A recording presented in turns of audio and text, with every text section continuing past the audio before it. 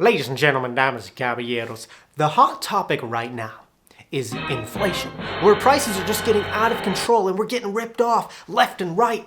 In my response to this subject and all this talk about inflation is who cares? Who cares? Who cares, ladies and gentlemen? Why do we let these topics distract us from the real issues? Why do we let these topics prevent us from actually doing something in our lives? Because yes, inflation might be bad, but there's another type of inflation that is way worse and has probably been affecting you for years without you even noticing. And it's called lifestyle inflation, which is increasing your spending as you start to make more money. Lifestyle inflation is when you get a bonus and you get a new car. Lifestyle inflation is when you get a raise and you get a bigger house. Lifestyle inflation is the other inflation, and it's much worse.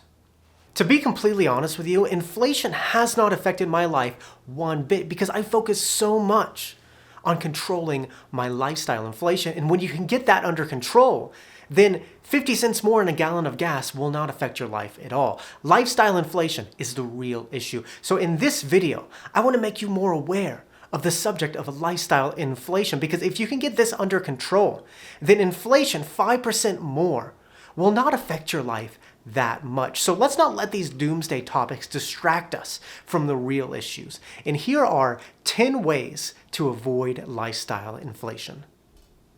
Number 1, stop focusing on the things you can't control.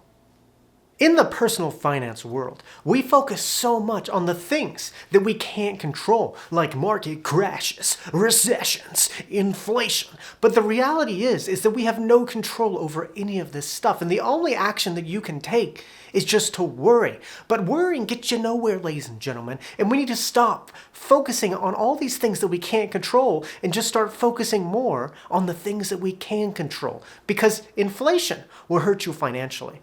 But lifestyle inflation will destroy you financially.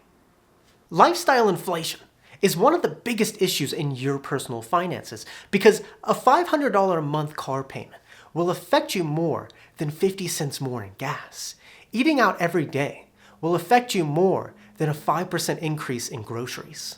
You know, it's important to understand the gist of these topics and what is going on, but you shouldn't let these topics distract you from actually taking control of your personal finances. And lifestyle inflation is one of the biggest issues, but you won't hear about it. But if you take control over it, then those other issues, they won't affect you that much. Number 2, always be preparing for economic doomsday, but don't listen to it. It doesn't matter if inflation is at an all-time high or the market is at an all-time high. You are always going to hear these economic doomsday stories. People love to panic, but sometimes I just want to stay. El Agustin says you need to chill a little bit. As a species, we love to panic, ladies and gentlemen. That's what gets the numbers up. And all these people are right. These things are going to happen. These are just cyclical parts of our economic system. But how you prepare when times are good will determine how you live when times are bad. Inflation hurts everyone, but the people who hurt the most are the people who don't control their lifestyle inflation. Inflation or no inflation, most Americans are one paycheck away from a catastrophic financial event. 63% of Americans, to be exact. Times will eventually get bad. But if you prepare when times are good and you build an emergency fund, you keep your living expenses low, then times won't be that bad. So I think it's important to prepare for economic doomsday, but don't spend all your time thinking about it. Number 3, never ever base your spending off your salary. Most people's financial plan is this. I make $3,000 a month, so I'm going to spend $3,000 a month. Anything left over, I save. No plan is the plan, says the average person, and that is how I love to live my life. But if I want to live my life that way, I have to control my finances. Lifestyle inflation is basing your spending off your salary. When your salary increases, your spending increases. How much money you make doesn't really matter. I mean, it matters when you're not making that much money. But there are people who are making six figures and are still living paycheck to paycheck. I mean, it's estimated that 49% of people making six figures are living paycheck to paycheck. When you let your lifestyle costs get extremely high, you're setting yourself up for some catastrophic financial event. So it's important to be mindful of your spending and not let your spending get too high, because that's when a 5% increase in inflation will destroy you financially. It's important to budget and never base your spending off your salary. Number 4, it's all about how much money you keep. There's a saying that goes, it ain't about how much money you make, it's about how much money you keep.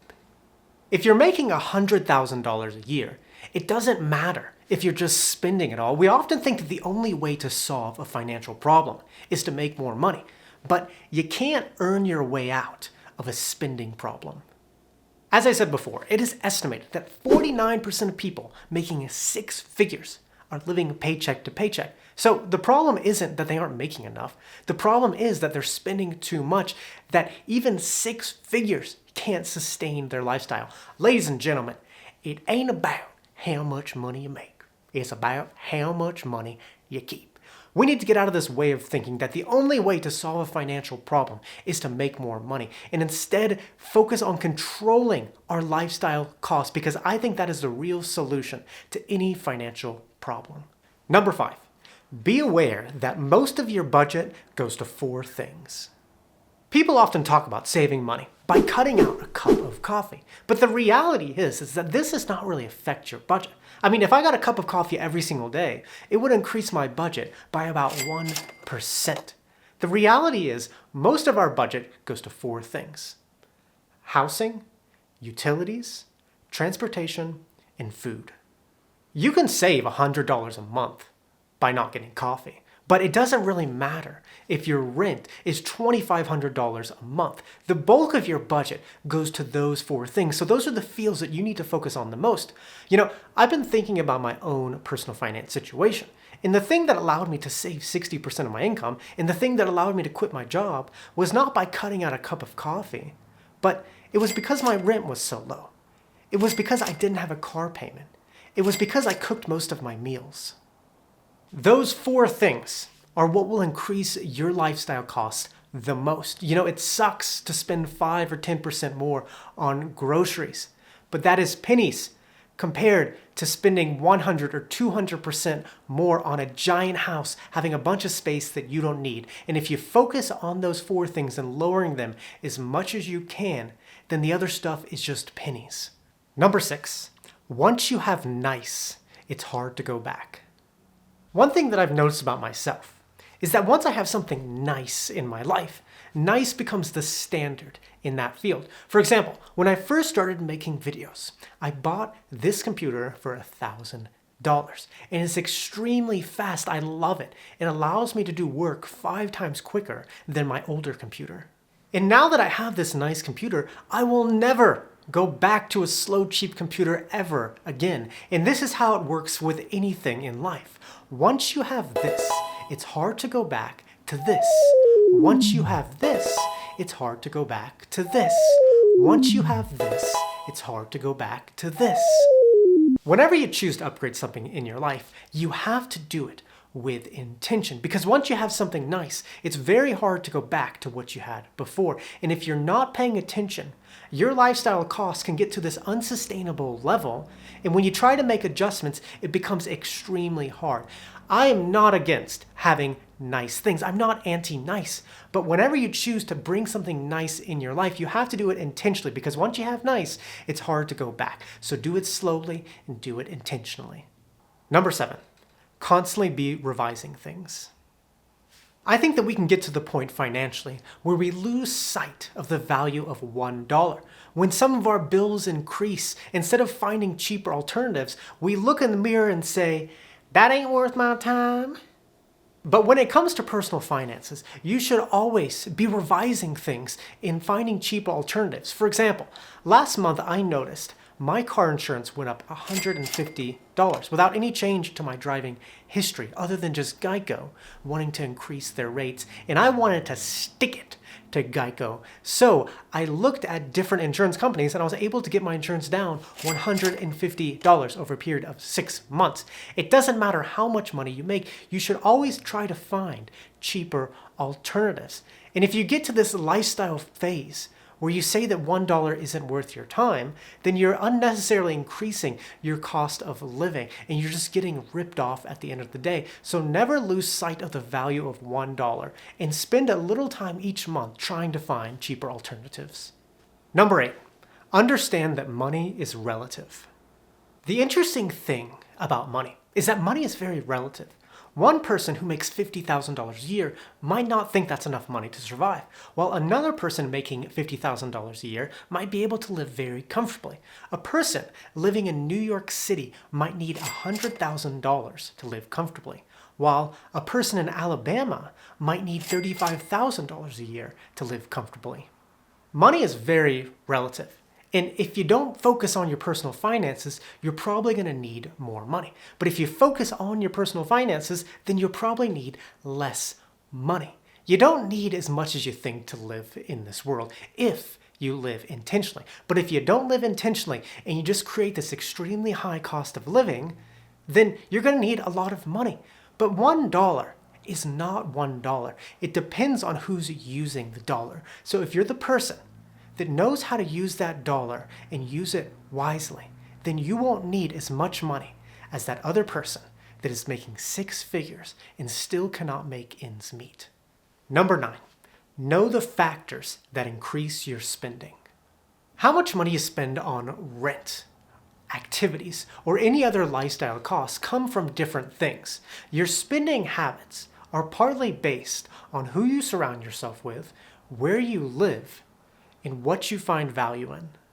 I live in Colorado, and the fun things that you do in Colorado are go to the mountains and get a craft beer afterwards. The stereotype holds up, ladies and gentlemen. And despite what people say about Colorado, my lifestyle is very affordable.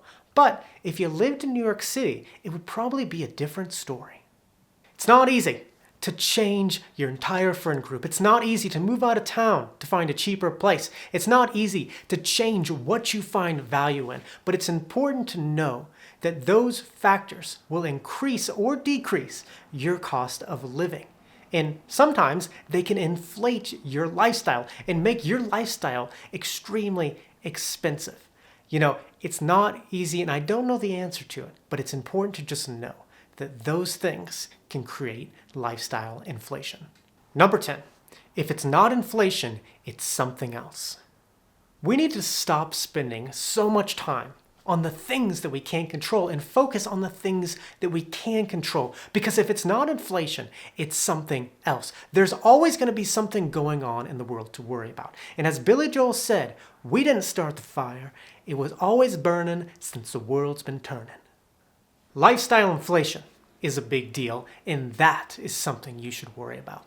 And with that, muchas gracias, que tenga un buen día, nos vemos, chico.